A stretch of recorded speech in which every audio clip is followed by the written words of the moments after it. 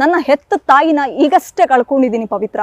ತಾಯಿ ಇಲ್ಲದ ನೋವು ಏನು ಅನ್ನೋಂಥದ್ದು ಒಂದು ಹೆಣ್ಣಾಗಿ ನೀನು ಒಬ್ಬಳು ಹೆಣ್ಣು, ನನ್ನ ಕಷ್ಟನ ಅರ್ಥ ಮಾಡ್ಕೊ.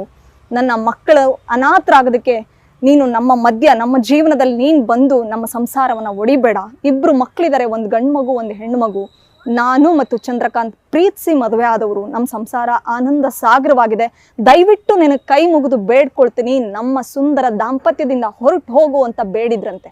ಆದರೆ ಶಿಲ್ಪ ಅವರು ಎಷ್ಟೇ ಬೇಡ್ಕೊಂಡ್ರು, ಎಷ್ಟೇ ಕೇಳ್ಕೊಂಡ್ರು ಕೂಡ ಚಂದ್ರಕಾಂತ್ ಅವರನ್ನ ಬಿಟ್ಕೊಟ್ಟಿರ್ಲಿಲ್ವಂತೆ ಪವಿತ್ರ ಜಯರಾಮ್.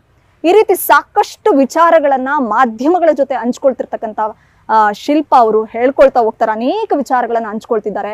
ಪವಿತ್ರ ಜಯರಾಮ್ಗೆ ನನ್ನ ಪತಿ ಮಾತ್ರ ಅಲ್ಲ, ತುಂಬಾ ಜನರಿದ್ರು. ಈ ಇಲ್ಲೀಗಲ್ ಅಫೇರ್ ಇಟ್ಕೊಳ್ತಾರಲ್ಲ, ಅವರು ಒಂದ್ಸಲ ಅಲ್ಲ, 10 ಸಲ ಅಲ್ಲ, 100 ಸಲ ಅಲ್ಲ, 1000 ಸಲ ಯೋಚನೆ ಮಾಡ್ಬೇಕು. ಬರೀ ಅವರ ಸುಖ, ಅವರ ಸಂತೋಷ, ಅವರ ಪ್ರೀತಿ, ಅವರ ನೆಮ್ಮದಿ, ಅವರ ಜೀವನ